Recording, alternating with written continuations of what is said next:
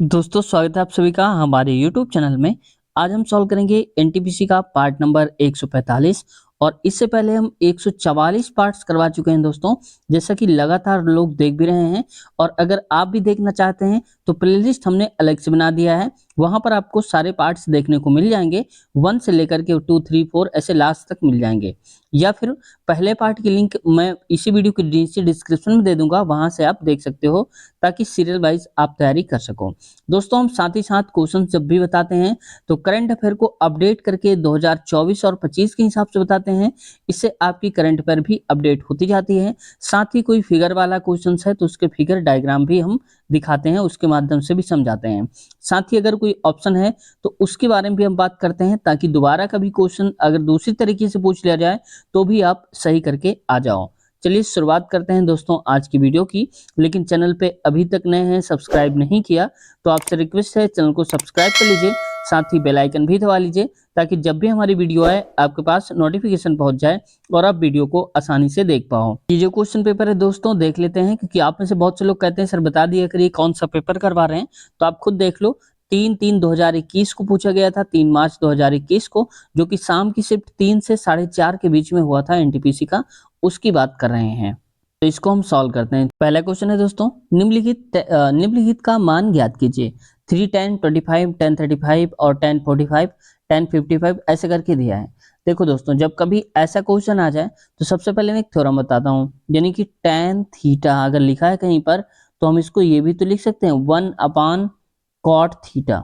ठीक है, आप cot थीटा लिख सकते हैं, लेकिन अगर कहीं पर tan थीटा इंटू में cot थीटा लिखा हो तो ये कट के क्या हो जाएगा, 1 हो जाएगा। क्यों? क्योंकि ये cot थीटा को 1/tan थीटा लिख सकते हो, ये tan थीटा को 1/cot, तो cot से cot कट जाएगा। ऐसा ये थ्योरम है, आपको यहाँ पेपर में ऐसा नहीं करना, मैं आपको समझा दे रहा हूँ।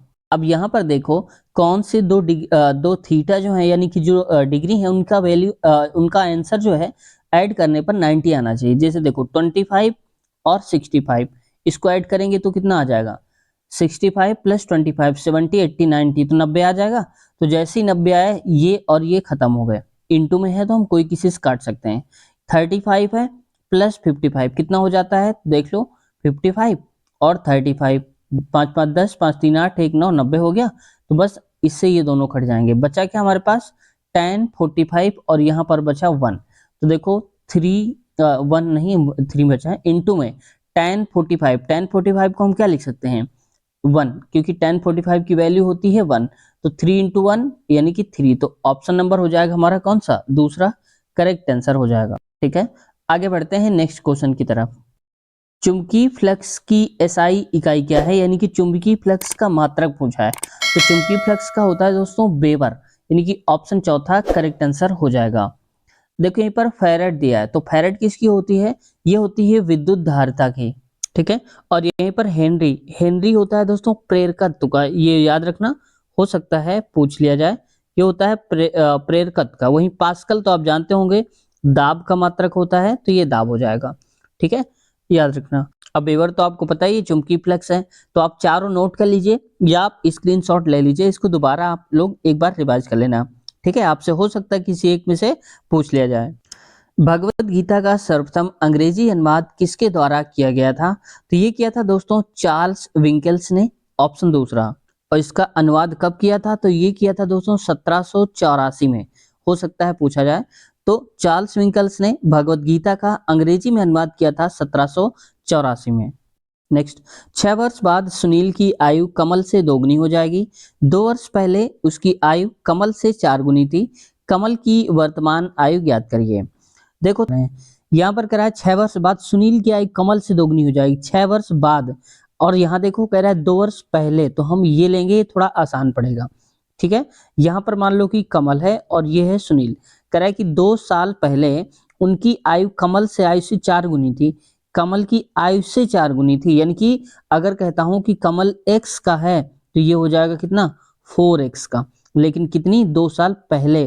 तो आप बताओ 2 साल पहले अगर आप रहे होंगे 6 साल के, तो आप बताओ आप कितने साल के होंगे वर्तमान में, तो आप कहोगे 2 और जोड़ दो यानी कि 8 साल के होंगे। तो वैसे ही 2 साल पहले इतने थे, तो वर्तमान में 2 और जोड़ दो, तो ये वर्तमान समय में दोनों आ जाएंगे। ठीक है, अब कह रहा था 4 गुनी थी, हमने कर दिया। अब आगे देखो अगली कंडीशन, 6 वर्ष बाद। तो आप बताओ अभी इतने के हैं तो 6 वर्ष बाद कितने के हो जाएंगे? x प्लस का 6 प्लस 2 मैं डायरेक्ट 8 कर देता हूं, क्योंकि 2 में से 6 जोड़ दिया 6 वर्ष बाद का। यहीं पर देखो 4x प्लस का यहाँ पर भी 8 हो जाएगा, क्योंकि 2 प्लस 6 करेंगे 8 आएगा। अब कह रहा है सुनील की आयु जो है कमल से दोगुनी थी, कमल से दोगुनी, यानी कि हम यहाँ पर लगाएंगे दोगुनी। ठीक है, तो आप चाहो तो इससे काट दो, इससे बाहर 2 कॉमन ले लो तो आ जाएगा 2, यहाँ पर बचेगा 2x प्लस का 4, और ये 2 इससे कट जाएगा, तो ऐसे भी आप कर सकते हो। ठीक है, यहाँ पर देखो x प्लस का 8 बराबर में 2x प्लस का 4 बचेगा। x को इधर ले आओ तो बचेगा, मैं यहाँ लिख देता हूँ x इक्वल, देखो यहाँ पर 8 माइनस 4 हो जाएगा, तो मैं लिख देता हूँ 8 माइनस का 4, तो x की वैल्यू क्या हो जाएगी 4, यानी कि x की वैल्यू तो आ गई 4। पूछा क्या है? वर्तमान आयु, तो वर्तमान आयु यही वाली तो थी जो हमने निकाली थी। किसकी वर्तमान? कमल की। कमल कितने का है? x प्लस 2 का, तो x कितना है 4, तो 4 में से 2 और जोड़ दो तो कितना हो जाएगा 6 साल, यानी कि वर्तमान में 6 साल का है कमल। ऑप्शन नंबर पहला ही करेक्ट आंसर हो जाएगा हमारा। निम्नलिखित को सॉल्व करिए, यानी कि हल करिए। इसको देखते हैं। अब देखो यहाँ पर मैंने बताया था आपको कि जब कभी ऐसा क्वेश्चन आ जाए तो सबसे पहले आपको सॉल्व करना है भाग, फिर गुणा, जोड़ और फिर घटाना। तो सबसे पहले भाग सॉल्व करेंगे इसको। तो आप देखो 320 में से 8 का भाग देंगे तो 8 चौक 32, यानी कि आ जाएगा 40। तो यहाँ पर आएगा 40, समझ गए आप? तो ये हो जाएगा 40 गुणे में, अब देखो फिर से यहाँ पर आ गया है भाग, तो 4 से भाग देंगे यानी कि 8 बटे में 4 तो आएगा 2, 4 दूनी 8, तो यहाँ पर हो जाएगा 2 आएगा। अब गुणे में लिखा है 1 बटे में 2, तो इसको लिख दो आप 1 बटे में 2। ठीक है, अगला देखो नीचे वाला, इसमें भी इसको लिख रहे हैं तो यही 180 गुणे में, ये 180 लिखा हुआ है, और ये है तो 5, तो देखो इसमें क्या हो जाएगा 5 बटे में 45 जाएगा, तो 5वां 45 यानी कि 1 बटे 9 आएगा, तो यहाँ पर हो जाएगा 1 बटे में 9। ठीक है, 1 बटे 9 लिख दिया मैंने, और आगे लिखा है माइनस का 4, तो यहाँ पर लिख दीजिए 4। अब देखो कट जाएगा 2 एक कम 2, 2 एक कम 2, तो ऊपर तो बच जाएगा हमारा 40, और नीचे 9 एक कम 9, 9 दूनी 18, यानी कि आ जाएगा 20, तो लिखेंगे 20 माइनस, ये 20 लिखा हुआ है, इसको मैं थोड़ा सही कर देता हूँ, ये है 20 माइनस का 4 यानी कि 4। तो आप देखो आगे ऊपर आ जाएगा 40 बटे में, और 20 में से 4 गया तो आ जाएगा 16 आ जाएगा। काटो इसको, तो ये किससे कटेगा? 8 से कट जाएगा, 8 पन 40 और 8 दूनी 16, यानी कि 5 बटे 2 आएगा दोस्तों। तो 5 बटे 2 कहाँ लिखा है? ऑप्शन नंबर पहले में ही करेक्ट आंसर हो जाएगा हमारा। अगला क्वेश्चन है, कितने प्रतिशत वार्षिक चक्रवृद्धि ब्याज की दर पर 57,600 की राशि एक वर्ष में बढ़कर 72,900 हो जाएगी? यानी कि हमने अगर जमा करा है 57,600, तो एक साल में वही बढ़कर हो जाएगा 72,900, जबकि ब्याज की गणना अर्धवार्षिक चक्रवृद्धि ब्याज पर की जाती है। तो देखो जब कभी अर्धवार्षिक आ जाए तो इसका मतलब होता है कि हम रेट को जो ये होगा परसेंटेज, इसको आधा करते हैं, और जो टाइम होता है टाइम को दोगुना। दोगुना क्यों? क्योंकि अर्धवार्षिक, अर्धवार्षिक का मतलब एक साल में 6 महीना आएंगे, 1/2 1/2, यानी कि 6 महीना कितनी बार हो जाएंगे? 2 बार, तो टी होता है 2 और रेट हो जाता है हमारा आधा। ठीक है, क्योंकि एक साल का पूरा होता है और 6 महीने का आधा हो जाएगा। देखो हमारा कितना अमाउंट हो रहा है, ये हो रहा है 7200, तो आप लिख दीजिए 72 कितना है 72,900, तो 72,900 बराबर में क्या था यहाँ पर हमारा 57,600, ये था हमारा प्रिंसिपल।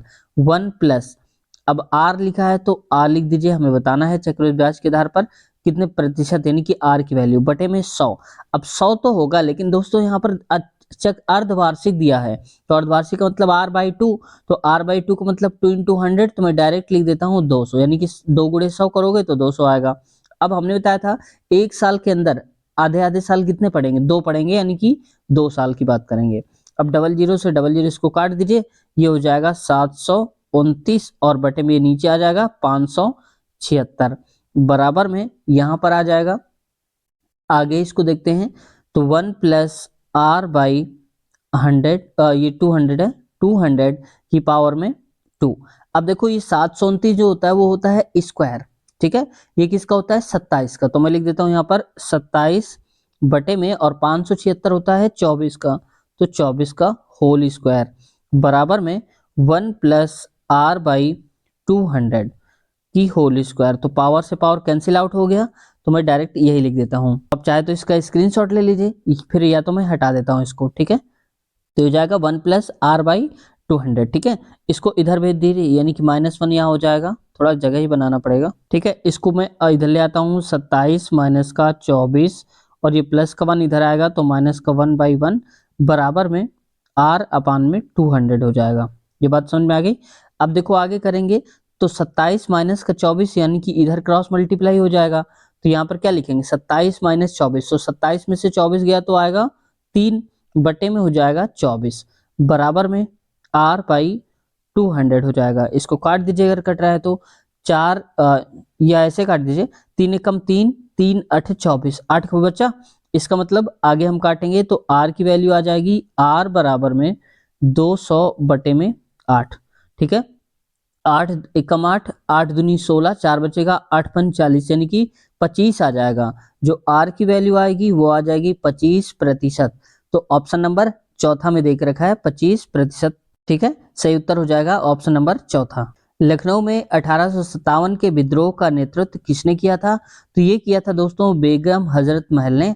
ऑप्शन दूसरा करेक्ट आंसर है।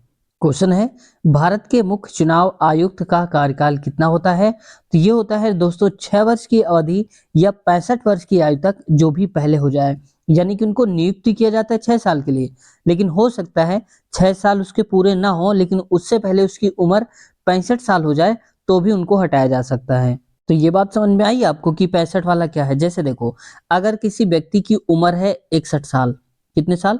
61 साल है, उसको बना दिया गया मुख्य चुनाव आयुक्त, तो अब बताओ कि 4 साल बाद कितने का हो जाएगा? 65 साल का हो जाएगा। तो ये हो गया ना 65 साल। लेकिन अगर ये देखा जाए कि 61 से 65 ये रहा है कुल 4 साल, लेकिन अवधि कितनी होती? 6 साल।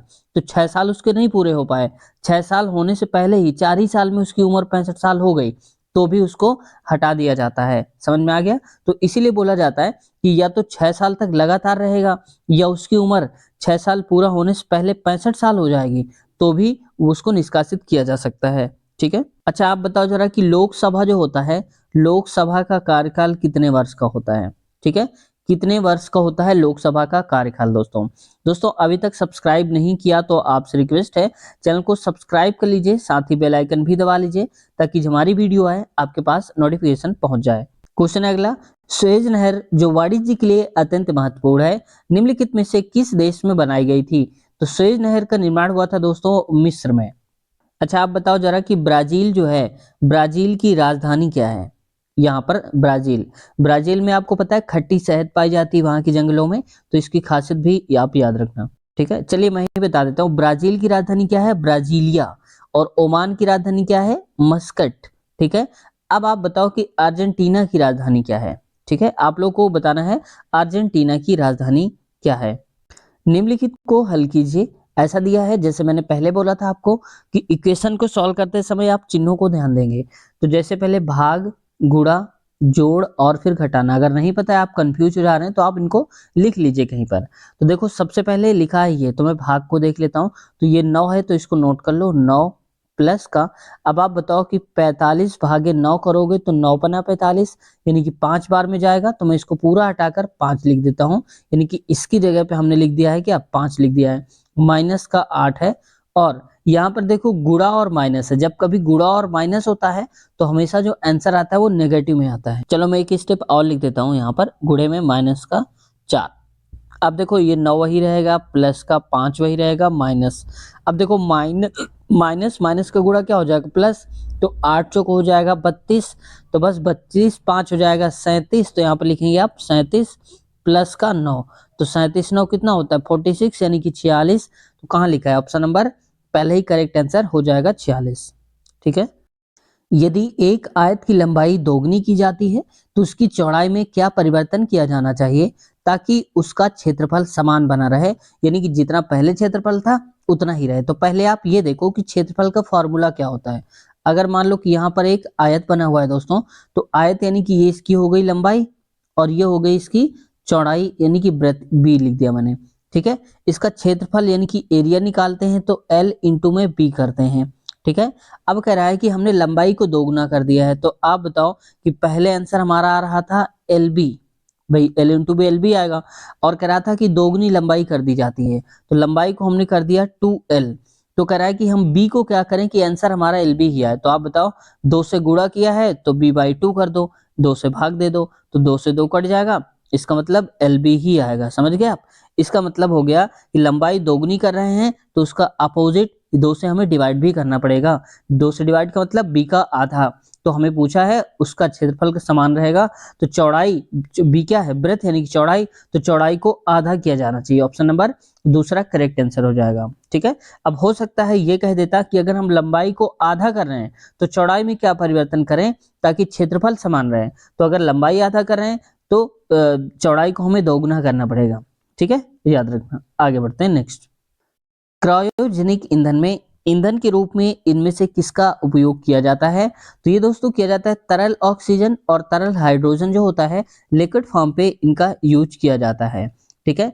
अब जो देखो क्रायोजेनिक क्या होता है, ये ज्यादातर जो रॉकेट वगैरह होते हैं उसमें भरा जाता है ईंधन, और क्रायोजेनिक का मतलब होता है बहुत ही कम ताप पर जो द्रव अवस्था में ईंधन भरा जाता है, बहुत ही कम दाब होना चाहिए उसका, माफ कीजिएगा, बहुत ही कम ताप पर भरा जाता है जो कि द्रव अवस्था में रहता है। भाई अगर बहुत ज्यादा दाब डाल देंगे तो भी द्रव अवस्था में हो जाएगा। जैसे आपने देखा होगा एलपीजी जो सिलेंडर होता है, लिक्विड पेट्रोलियम गैस एलपीजी, तो हमारे घरों में जो आता है वो कैसा होता है, लिक्विड फॉर्म पे होता है। हालांकि वो गैस होता है लेकिन लिक्विड क्यों होता है, क्योंकि अत्यधिक दाब पर भरा होता है। ठीक है। और क्रायोजेनिक जो ईंधन होता है वो भी कुछ ऐसा ही होता है, उसका जो तापमान होता है बहुत ही कम ताप पर भरा जाता है और वो द्रव अवस्था में इसलिए बना रहता है। ठीक है। उसको जलने के बाद क्या होता है, कोई भी कह सकते हो कि वेस्टेज नहीं बचता है, पूरा का पूरा जल जाता है, इसलिए इन पर यूज किया जाता है। ठीक है। निम्नलिखित को हल कीजिए। अब हल करना है इसको, तो देखो 10 माइनस 2 सही, दो 1/5 को हम क्या लिख सकते हैं, इसको लिख सकते हैं 2 से 1/5 को, ये 5 है यहाँ पर, 5 गुणे में 2 ये वाला तो 5 दूनी 10 प्लस 1 यानी कि 11, 11/5। ठीक है। तो ये हो जाएगा 11/5। फिर देखो प्लस है, फिर देखो 5 25 1 26, तो लिखेंगे 26/5 हो जाएगा। यहाँ पर 1 कर दीजिए।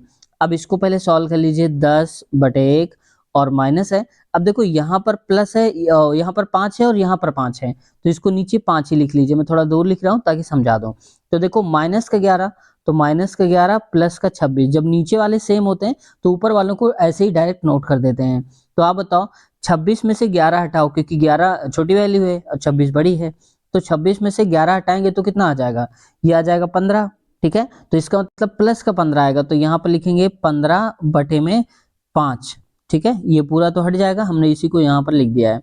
तो 5 एकम 5, 5 3 15, तो इसको 10 लिख सकते हैं, नीचे एक का कोई मतलब नहीं है, प्लस का 3, 10 और 3 कितना होता है, 13 होता है। तो ऑप्शन नंबर कहाँ लिखा है, तीसरा वाला करेक्ट आंसर हो जाएगा। भारत का राष्ट्रीय पुस्तकालय कहाँ पर स्थित है? ये स्थित है दोस्तों कोलकाता में, ऑप्शन पहला करेक्ट आंसर हो जाएगा। अब देखो दोस्तों इसके बारे में थोड़ा सा हम जान लेते हैं कि हालांकि देखो राष्ट्रीय पुस्तकालय का जो निर्माण है वो कराया गया था 1948 में, लेकिन इसके पहले भी वहां पर एक पुस्तकालय था, इंपीरियल लाइब्रेरी अधिनियम, देखो इसका नाम जो था इंपीरियल लाइब्रेरी थी, जिसका निर्माण कराया गया था 1835 में। समझ सकते हो? तो 1835 वाली जो लाइब्रेरी थी उसका मॉडिफिकेशन किया गया, कह सकते हो, इंपीरियल लाइब्रेरी अधिनियम के तहत। कब? 1948 में। तो इसलिए बोला जा रहा है कि राष्ट्रीय पुस्तकालय 1948 में निर्माण हुआ। ठीक है। और ये कोलकाता की ही बात हो रही, कोलकाता में ये 1835 में जो बनी वही थी, और उसी को मॉडिफाई करके 1948 में नाम दे दिया क्या, क्या, राष्ट्रीय पुस्तकालय। ऑप्शन नंबर पहला सही हो जाएगा। पूछा है किस शहर में, तो ये कोलकाता में। अब पूछ लिया जाए किस साल में, तो आप 1948 बता देना। ठीक है। अच्छा दोस्तों, मुझसे किसी ने पूछा था कि जो चेन्नई है, चेन्नई में कौन सी भाषा बोली जाती है, तो आप लोगों से मैं पूछना चाहता हूँ चेन्नई की भाषा क्या है। मैं बता देता हूँ, तमिलनाडु जो है, तमिलनाडु की राजधानी क्या, चेन्नई। तो अब बताओ कि भाषा क्या, आप तो समझ जाओगे ना, तो आप ही लोग बताना कि भाषा क्या है। जिसका आंसर सही होगा उसको हम पिन कर देंगे और वो हाईलाइट हो जाएगा। निम्न में से कौन सा कंप्यूटर वायरस दस्तावेज के फॉर्मेटिंग को नुकसान पहुंचाता है और इसे एडिट करने की अनुमति नहीं देता है? यानी कि देखो कंप्यूटर वायरस है और उसको नुकसान पहुंचाता है, इसे एडिट करते समय प्रॉब्लम हो जाती है सबसे बड़ी। तो वो कौन है? ये है मैक्रोवायरस। ऑप्शन दूसरा वाला करेक्ट आंसर है। दोस्तों, दी गई जानकारी को ध्यानपूर्वक पढ़ें और निम्नलिखित प्रश्न का उत्तर दीजिए।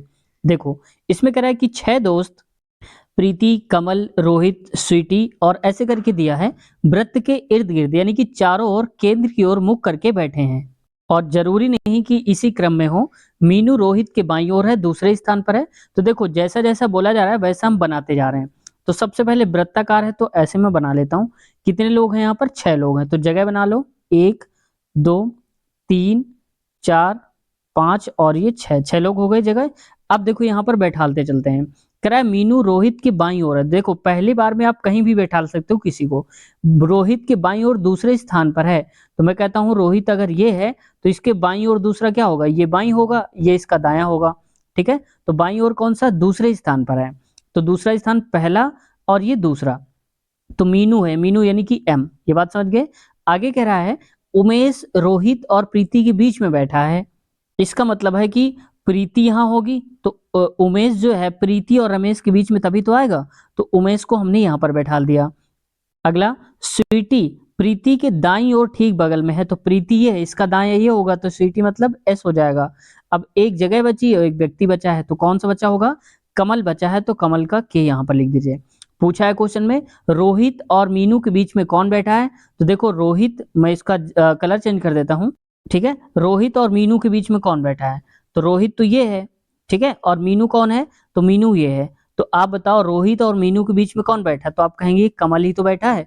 तो बस कमल ऑप्शन नंबर पहला ही करेक्ट आंसर हो जाएगा हमारा। यदि x+1 और x+2 ax³ + 3x² + bx के गुणनखंड हैं तो a और b के मान ज्ञात करिए। ठीक है, इस प्रकार से दे रहा है। तो देखो, ऐसा क्वेश्चन जब आता है या तो आप ऑप्शन से कर सकते हो या आप समीकरण बनाकर कर सकते हो। तो देखो, पहले मैं लेता हूं x+1, तो x+1 अगर गुणनखंड है तो इक्वल होगा 0, तो x की वैल्यू -1, यानी कि x की जगह पे आप -1 रख सकते हो इस पूरे समीकरण में। ठीक है, और एक बार में x की जगह पे -2 रख सकते हो, तभी तो a और b की वैल्यू आएगी। तो चलो रखते हैं, a की जगह पे रख दिया है मैंने। क्या यहाँ पर a को a ही रखो और x की जगह में क्या रखना है? -1, तो यहाँ हो जाएगा -1 का क्यूब प्लस 3 और x जगह में -1 तो -1 का स्क्वायर प्लस इसके बाद b और x जगह में -1 हो जाएगा बराबर में 0। तो देखो, क्यूब करोगे 1 का तो 1 ही आएगा, 1 × a यानी कि माइनस का a आ जाएगा। फिर आ जाएगा प्लस का 3, क्योंकि -1 स्क्वायर है तो 1 हो जाएगा प्लस का, और ये बचेगा -1 बराबर में 0। ठीक है, तो इसको हम लिख सकते हैं a + b इक्वल में 3। ये पहला हमारा इक्वेशन बन गया। ठीक है, अब देखो, आप एक काम कर सकते हो, a और b की वैल्यू ऑप्शन से रख दो। अगर a और b की वैल्यू रखने पर 3 आंसर आ जाए, समझ जाओ वही होगा। तो पहला ऑप्शन उठाओ, a की जगह में 2 रखना है, b की जगह में 3। तो देखो, अगर 2 और 3 रखेंगे तो 5 हो रहा है, जबकि हमें 3 चाहिए, तो ये तो गलत हो गया। दूसरा में 3 और 2 बात वही है, 5 आ जाएगा। इसमें देखो 2 1 3, यहाँ से ठीक है कि a की जगह में हम 2 रख दें, b की जगह में हम 1 रख दें, तो 2 1 3 आ रहा है, लेकिन हमें और भी आगे देखना होगा। ठीक है, ये बात यहाँ से कंफर्म हुई कि a और b नहीं सही होंगे, तीसरा या चौथा में कोई सही होगा। ठीक है, तो अब अगला इक्वेशन देखो, तो मैं पूरा हटा देता हूँ, इतना सिर्फ ये नोट कर लेता हूँ, a + b की वैल्यू है इक्वल में 3। ठीक है, अब अगली बार में x की जगह पे रखो। देखो, x+2 बराबर में 0 है, तो x इक्वल क्या होगा? -2, तो x जगह में अब -2 रखो। तो मैं डायरेक्ट कर देता हूँ, 2 दूनी 4 दूनी 8, यानी कि आ जाएगा -8a आ जाएगा। फिर आगे देखो, यहाँ पर a की जगह में रखना है -2, तो 2 दूनी 4 हो जाएगा, और माइनस माइनस प्लस 4 3 12, तो प्लस का 12 हो जाएगा। और फिर देखो यहाँ पर प्लस का b और x जगह में -2, तो ये हो जाएगा इंटू में -2 बराबर में 0, मतलब आ जाएगा -8a + 2b, और यहाँ पर इसको माइनस कर दीजिए। यहाँ पर दोस्तों ये 12 है, 12 याद रखिएगा, तो इसको मैं सही कर देता हूँ। ठीक है, तो यहाँ आ जाएगा -8a, इसको इधर कर दो तो -2b बराबर में आ जाएगा यहाँ पर -12, इसको इधर भेज दो। ठीक है, अब माइनस माइनस सब में से कॉमन ले लो, तो देखो यहाँ पर सब कुछ हट जाएगा, तो बचेगा यहाँ पर क्या? मैं 2b इससे कॉमन ले लेता हूँ, तो बचेगा 4a प्लस का b इक्वल में 2 से 2 कट जाएगा तो 6 आ जाएगा। ये हो गया इक्वेशन दूसरा। अब a की वैल्यू जो आपने रखी थी, इस इक्वेशन में वो सेटिस्फाई हो रहा था, तो इसी से आप दूसरा रखो। a की वैल्यू 2 रखेंगे तो 4 दूनी 8 प्लस b की वैल्यू 1 तो 1 हो जाएगा। तो यहाँ पर देखो इक्वल 6 लाना है जबकि 7 आ रहा है, इसका मतलब नहीं आ पाएगा। तो देखो पहला दूसरा तीसरा नहीं सही, तो चौथा डायरेक्ट आप टिक कर दो। अब आपको चेक करने की आवश्यकता नहीं है, लेकिन मैं आपको समझा रहा हूँ इसलिए मैं आपको पूरा ही बता रहा हूँ। ठीक है, अब देखो a की जगह में 1 रखेंगे तो 4 गुणे 1 करेंगे तो मतलब 4 ही आएगा, प्लस b की जगह में 2 रखना है तो यहाँ पर हो जाएगा 2 बराबर में 6, तो 4 2 6 और ऑलरेडी 6 लिखा भी है, तो सही उत्तर हो जाएगा ऑप्शन नंबर दूसरा करेक्ट आंसर हो जाएगा। या तो आपको और शॉर्ट तरीके से करना है तो एक बार आपको x की जगह पे रख देना है क्या 1, और ठीक है, और यहाँ से वैल्यू a और b की वैल्यू यहाँ से रख देना। तो अगर वो सेटिस्फाई हो जाए तो समझ जाना भाई आंसर हो जाएगा। ठीक है, लेकिन आप यही कर लेना ज़्यादा मेरे हिसाब से तो सही रहेगा, इसमें गलती होने के चांसेस कम रहते हैं। अगला, ए बेकर ABCD और ई नामक 5 चॉकलेट केक बनाता है, यानी कोई चॉकलेट बनाने वाला 5 टाइप की चॉकलेट बनाता है। डी बी जितना मीठा नहीं है, तो मैं एक काम करता हूँ जैसे जैसे बोला जा रहा है वैसा ही करूंगा और इस तरफ सबसे ज्यादा मीठा रखूंगा, मतलब पहले ज्यादा मीठा फिर कम ऐसे करके म- मैं लिखता जाऊंगा, तो आप लोग समझ जाना। ठीक है, तो सबसे पहले कह रहा है कि डी बी जितना मीठा नहीं है, यानी कि बी ज्यादा मीठा होगा और डी कम मीठा, तो बीच में गैप रखो कि हो सकता है कोई एडजस्ट करना पड़ जाए यहाँ पर, तो इसलिए थोड़ा सा दूर आपको ये ऐसा ही पेपर में करना है। तो डी बी जितना मीठा नहीं है, ए ई से अधिक मीठा है लेकिन डी जितना मीठा नहीं है, इसका मतलब है कि ए ई से मीठा अधिक मीठा है। अब देखो यहाँ पर ए इससे तो मीठा है लेकिन ई से कम है, यानी कि डी से कम मीठा है और ई से ज्यादा मीठा है, तो ये तो बोला जा रहा है ए ई से ज्यादा मीठा है, तो देखो ज्यादा मीठा है ए, लेकिन ए जो है वो डी से जितना मीठा नहीं, यानी कि डी से नीचे रहेगा। अगला है बी सी से अधिक मीठा है, तो बी जो है वो सी से भी ज्यादा अधिक मीठा है, तो यहाँ पर कहीं सी आ जाएगा। पूछा क्या गया है क्वेश्चन पे कि निम्नलिखित में से कौन सबसे अधिक मीठा है, तो आप बताओ सबसे अधिक मीठा कौन होगा, जो सबसे किनारे होगा इधर, तो ये सबसे मीठा है, यानी कि बी वाला ऑप्शन तीसरा करेक्ट आंसर हो जाएगा हमारा। ऐसे करना है आपको। अच्छा, मिठाई की ही बात आती है तो मैं आपसे पूछता हूँ कि भारत में सबसे ज्यादा जो गन्ने का उत्पादन होता है ये कौन से राज्य में होता है, आप लोगों को बताना है। ठीक है, सबसे ज्यादा गन्ने का उत्पादन किस राज्य में होता है। वुड के आदेश पत्र यानी कि घोषणा पत्र का संबंध निम्नलिखित में से किस सुधार में से था, तो ये था दोस्तों शिक्षा के बारे में, क्योंकि जो घोषणा पत्र उसने दिया था वो शिक्षा सुधार के बारे में बताया गया था। और ये वुड ने जो दिया था शिक्षा घोषणा पत्र दोस्तों, तो ये हो सकता है पूछ लिया जाए, तो ये 1854 में दिया था इन्होंने। किसने दिया था, वुड ने। और वुड कौन था, तो ये था बोर्ड ऑफ कंट्रोल का अध्यक्ष था, यानी कि जो ईस्ट इंडिया कंपनी थी उसका कंट्रोल बोर्ड का अध्यक्ष था, तभी उससे सुझाव मांगा गया था, तो सुझाव दिया था वुड ने 1854 ईस्वी में। किसको दिया था ये भी पूछ लिया जाए, तो हो सकता है पूछ लिया जाए, तो लॉर्ड डलहौजी उस वक्त था। ठीक है, लॉर्ड डलहौजी को दिया गया था, ये आप लोग याद रखना। और लॉर्ड डलहौजी कौन था, तो ये गवर्नर जनरल था उस टाइप का, मतलब उस समय का गवर्नर और जनरल था। ठीक है, तो उसको दिया था। लेकिन आपसे ये पूछा जाएगा केवल कि वुड का घोषणा पत्र कब जारी किया गया है, बस बहुत से बहुत यही पूछा जाएगा, तो 1854 में किसने किया, तो ये आप जानते हैं वुड ने घोषणा पत्र जारी किया था, बस इससे ज्यादा नहीं पूछा जाएगा। अगला क्वेश्चन है 12, 39 और 54 का मासापा यानी कि HCF ज्ञात करिए। तो देखिए देखिए हमारे किसी व्यूअर्स ने कमेंट्स किया था कि सर आप ये भी बता दिया करिए कि कौन सा क्वेश्चन ज्यादा इंपॉर्टेंट है, तो ज्यादा इंपॉर्टेंट में आप ये लिख लो कि एक मासा लासा वाला क्वेश्चन आना ही आना है, हर एक सेट में मिलता है, तो डिजिट केवल चेंज होगी उसकी, बस सब कुछ वही रहेगा। ठीक है, तो मासा देखो निकालने की मैं ट्रिक बताता हूँ आपको, पूरा निकालने नहीं लगना कि ऐसे ऐसे करना, नहीं, आपको ऑप्शन से देखना है। HCF दिया है, HCF का मतलब हाईएस्ट कॉमन फैक्टर, तो सबसे बड़ा नंबर बताओ आप, तो सबसे बड़ा नंबर कौन सा है, तो ये है 1404, तो इसका मतलब ये 1400 जो 4 है ना, ये सबके अंदर आना चाहिए, यानी कि 12 के अंदर भी हो और 39 के अंदर भी होना चाहिए और 54 के अंदर भी होना चाहिए। यानी कि अगर हम ऐसा नंबर लेते हैं जो 12 को भी काट दे, 39 को काट दे और 54 को काट दे, बड़ा से बड़ा नंबर वही आंसर हो जाता है। तो आप बताओ 1404 ये तो ऑलरेडी बड़ा है ना, ये छोटे नंबर है, तो ये तो कभी हो नहीं सकता। इसके बाद देखो, इसके बाद आते हैं 52 में, तो 52 देखो ऑलरेडी 12 से बड़ा होता है, क्योंकि 52 से भाग देंगे कहाँ जा पाएगा, नहीं जाएगा, तो ये भी गलत हो गया। अब आते हैं इसके बाद 6 में, तो 6 देख लो जरा, तो मैं इसको पूरा क्लियर करके बता देता हूँ। 6, तो देखो यहाँ पर 6 से भाग दो, 6 से और 6 से, तो ये तो कट गया 2 बार में, और 6 6 36 3 बचा, तो ये बच जाएगा शेष। ठीक है, 6 नाम 54 ये भी कट जाएगा, लेकिन 39 पूरी तरह से नहीं कटेगा। तो इस वजह से हमारे पास 2, 3, 4 गलत हो गए, केवल पहला ही सही उत्तर हो जाएगा, ऑप्शन नंबर पहला। अगर आपको चेक करना है तो चेक कर लीजिए। तो देखो 12 यहाँ पर लिखा हुआ है, 3 से भाग दे दीजिए, यहाँ भी 3 और यहाँ भी 3। तो देखो सब कट रहे हैं ना नंबर, तो 3 एकम 3, 3 त्रिक 9 और 3 एकम 3 और 3 8 24, 18 त्रिक 54, तो पूरा नंबर कट रहा है यहाँ पर।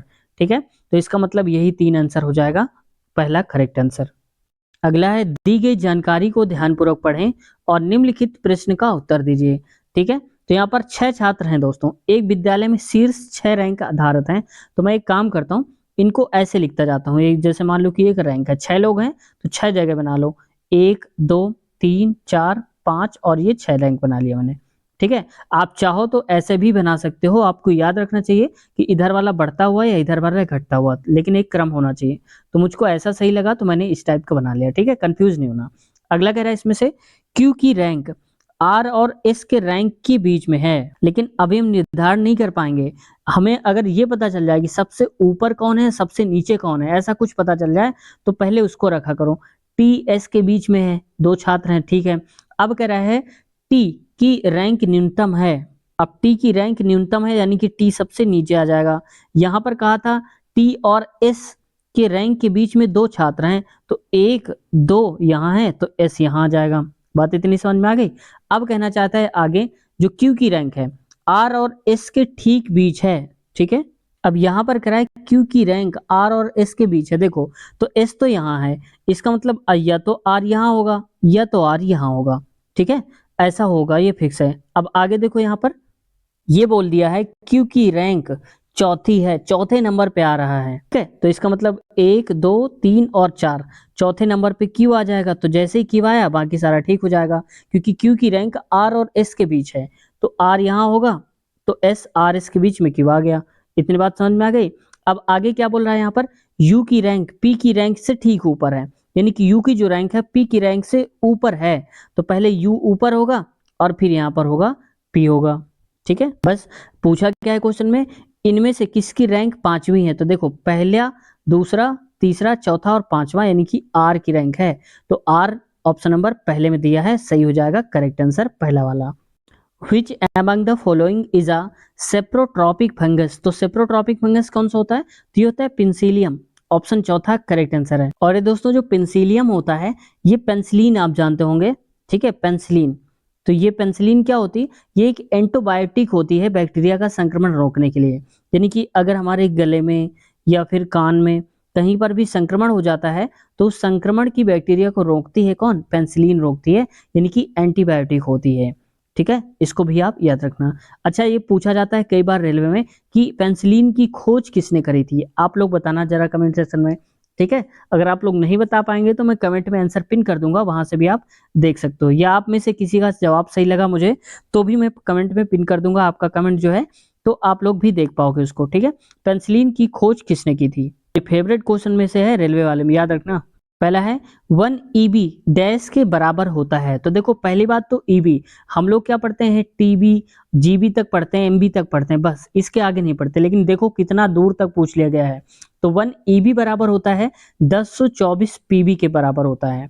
EB का फुल फॉर्म एक्साबाइट होता है और PB का फुल फॉर्म पेराबाइट होता है। ठीक है, ये होता है पेराबाइट। और देखो एक पेराबाइट की अगर हम बात करते हैं तो 101 पेराबाइट में 1024 टीबी, टीबी मतलब टेराबाइट होता है। ठीक है, और एक टेराबाइट का मतलब ये जो दिया है यहाँ पर, एक टेराबाइट का मतलब कितना होता है, तो ये होता है दोस्तों 1024 जीबी, ये भी आप याद रखना। और 1024 जीबी में से 1 जीबी की अगर हम बात करते हैं तो 1 जीबी में कितने एमबी होते हैं, तो आप लोग बताना जरा, चलो वही बता देता हूँ। 1024 क्या होते हैं, एमबी होते हैं। ठीक है, तो ये हो जाएगा ईबी इक्वल होता है 1024 पीबी, पीबी पेराबाइट, ईबी एक्साबाइट। और मैंने बता भी दिया आपको कि पीबी बराबर जो होता है यहाँ पर, ये टीबी के बराबर होता है, यानी कि 1 पीबी 1024 टीबी। और 1024 टीबी जो होता है वो एक जो टीबी होता है वो 1024 जीबी के बराबर होता है। और 1 जीबी बराबर 1024 एमबी के बराबर। और 1024 में से यानी कि 1 एमबी बराबर कितने केबी की होता है आप लोग बताना। ये एमबी लिख लो इसको, ठीक है, ये एमबी लिखा हुआ है। आप लोग बताओ कितने केबी के बराबर होता है। यहाँ पर केबी कितने केबी के बराबर होता है, 1 एमबी में कितने केबी होते हैं। अगला, यूएनओ के पहले महासचिव कौन थे जो अफ्रीका महाद्वीप से संबंधित थे। देखो पहले महासचिव की बात हो रही है जो अफ्रीका महाद्वीप से संबंध था, तो ये थे बुतरस बुतरस घाली। नाम कैसा है, बुतरस बुतरस घाली, खालिन जाए थाली अरे मतलब ठीक है, बुतरस बुतरस घालिन का नाम था। और देखो दोस्तों, और अगर ये पूछ लिया जाए संयुक्त राष्ट्र संघ के जो महासचिव वर्तमान समय में है यानी कि 2025 में अगर पूछा जाए कौन है, तो आपको बताना है यहाँ पर वर्तमान समय में है एंटोनियो गुटेरस। कौन है, एंटोनियो, मैं लिख भी देता हूँ आपको, एंटोनियो गुटेरस जी हैं, ठीक है। कौन महासचिव हैं वर्तमान समय में। इनको बनाया गया था जनवरी 2022 में। और कब तक के लिए नियुक्त किए गए हैं इनको, तो ये किए गए हैं दोस्तों दिसंबर 2026 तक किया गया है, यानी कि दिसंबर 2026 तक ये रहेंगे। 2022 से लगातार चले आ रहे हैं यूएनओ के महासचिव, ठीक है। और देखो ये रिपीटेड क्वेश्चन है, इसमें आया था पीछे में कि यूएनओ का मुख्यालय कहाँ पर है। मैंने बताया भी था वीडियो में और डिटेल से भी बताया था, तो आप लोग बताना जरा अगर याद है आपको, तो यूएनओ का मुख्यालय कहाँ है। जो दोस्त हमारे लगातार देख रहे हैं वीडियोस को उन्हें पता भी होगा, ठीक है, क्योंकि वो लगातार एक सीरीज पार्ट जो सीरियल वाइज है वो देख रहे हैं वीडियोस को, तो डायरेक्ट कनेक्ट कर पा रहे होंगे कि कितना हमने बता दिया है। तो यूएनओ का मुख्यालय कहाँ है आप लोग जरा बताना।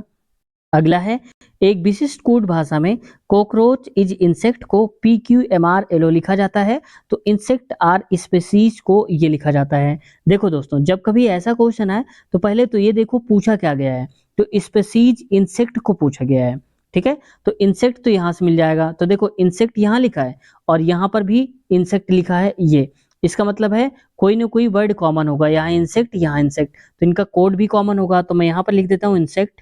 तो यहाँ देखो इंसेक्ट इंसेक्ट कॉमन है, यहाँ पर MR और MR कॉमन है, इसका मतलब इसका इंसेक्ट का कोड क्या हो जाएगा, MR हो जाएगा, ठीक है।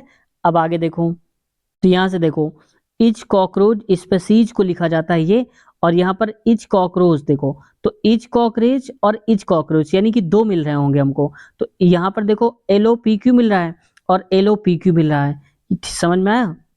यानी कि हमें पूछा गया था स्पेसीज का, तो स्पेसीज का क्या हो जाएगा, इच कॉकरोच और इच कॉकरोच हटा दो, यानी कि यहाँ पर एलो एमा ये क्या लिखा था PQ LO हटा दो, PQ LO हटा दो, FL, यानी कि स्पेसीज का क्या हो जाएगा, FL हो जाएगा। पूछा गया स्पेसीज इंसेक्ट, तो स्पेसीज का FL और इंसेक्ट का MR, तो FL MR हो जाएगा। अब देख लो कहाँ लिखा है, ऑप्शन नंबर चौथा करेक्ट आंसर हो जाएगा हमारा, समझ गए। तो प्यारे साथियों, आज की वीडियो हम यहीं तक रखते हैं, ये क्वेश्चंस, इसके आगे वाले क्वेश्चंस हम कवर कर लेंगे नेक्स्ट पार्ट में, और अगले पार्ट की लिंक आपको इसी वीडियो के नीचे डिस्क्रिप्शन में मिल जाएगी, वहां से आप चेक कर सकते हो। या कई बार ऐसा होता है दोस्तों कि आप लोग चेक करते हैं डिस्क्रिप्शन में लिंक नहीं मिलती, इसका कारण होता है कि वो रिकॉर्ड नहीं हो रही होती वीडियो, तो जब थोड़ी देर बाद या अगले दिन देख लिया करिए, तो आपको जैसे वीडियो रिकॉर्ड होती है तो अगले पार्ट की लिंक आपको नीचे हम लगा देंगे, वहां पर आपको देखने को मिल जाएगी। हो सकता है आप देख रहे हो तब तक वीडियो नीचे लगी हुई हो। साथ ही दोस्तों, अगर आप शुरू से देखना चाहते हैं, प्लेलिस्ट बना दिया है, सारे पार्ट्स को 1 2 3 4 करके क्रम से लगा दिया है, तो अगर आप स्टार्टिंग से देखते हो तो बहुत ही अच्छे लेवल की तैयारी आपको हो जाएगी। तो हमारे साथ ही लगातार जुड़े हमसे, उन्हें पता भी होगा कि उन्हें करंट अफेयर भी लगातार अपडेट होती रही होगी, नए नए करंट अफेयर भी तैयार हो रहे हैं उनके, और ट्रिक भी जान रहे होंगे क्वेश्चंस को कैसे सॉल्व करना है। और ऑप्शन के माध्यम से जब हम बताते हैं कि ऑप्शन को देखकर हम कैसे सॉल्व करते हैं क्वेश्चन को, तो वो भी उन्हें अच्छे तरीके से आ गया होगा। तो अगर आप भी जुड़े होंगे तो आपको भी पता होगा। बाकी अगर शुरू से देखना चाहते हैं पार्ट्स, तो आप प्लेलिस्ट आपको मिल जाएगी ग्रुप डी एनटीपीसी पिछले पेपर के नाम से, और ग्रुप डी के बहुत सारे पेपर हमने करवा दिए हैं, उसकी भी अलग से प्लेलिस्ट बना दिया है ग्रुप डी पिछला पेपर, तो उन्हें भी आप आसानी से देख सकते हो। साथ ही दोस्तों, अगर आप जनरल नॉलेज देखना चाहते हैं, क्योंकि जीके का वेटेज काफी ज्यादा होता है एनटीपीसी में, तो उसकी भी प्लेलिस्ट आपको अलग से मिल जाएगी, और भी उसकी वीडियोस भी आपको देखने को मिल जाएंगी। दोस्तों, किसी भी प्रकार का किसी का डाउट है तो आप लोग कमेंट करिए, आपका रिप्लाई देने की हम पूरी कोशिश करेंगे। और दोस्तों, अभी तक चैनल पर नए हैं, सब्सक्राइब नहीं किया, तो आप लोगों से रिक्वेस्ट है चैनल को सब्सक्राइब कर लीजिए, साथ ही बेल आइकन भी दबा लीजिए, और दोस्तों अपनी तैयारी को एक बेहतर लेवल की करिए, क्योंकि वैकेंसी देख रहे हो आप बहुत ही कम है एनटीपीसी में, इसलिए थोड़ा वैकेंसी को देखते हुए आपको अच्छे लेवल की तैयारी करना होगा। तो आप पार्ट चाहे तो एक-एक देखिए या 3-3 2-2 जितना भी आपके पास टाइम है उतने-उतने पार्ट्स देखिए, और जो भी मैंने इंपॉर्टेंट बताया है उनको भी आप तैयार करते चलिए साथ में, तब आप अच्छे लेवल की तैयारी को कर पाएँगे। तो उम्मीद है दोस्तों चैनल को सब्सक्राइब कर लिया होगा। तो मिलते हैं अगले पार्ट में, नीचे डिस्क्रिप्शन में लिंक है, क्लिक करिए, फिर मुलाकात करते हैं। Take care, bye bye.